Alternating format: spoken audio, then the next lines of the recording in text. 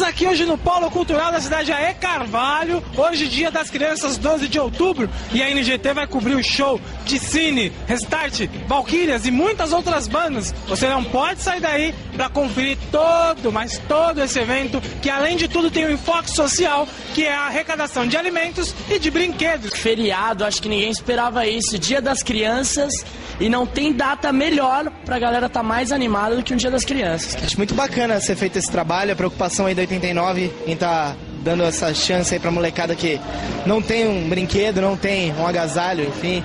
Nem a chuva atrapalhou a animação e o show da galera. Tanto é que tá caindo o maior pé d'água nesse momento e nem isso atrapalhou. O que é válido aqui lembrar que só mesmo animação e agitação. Olha só!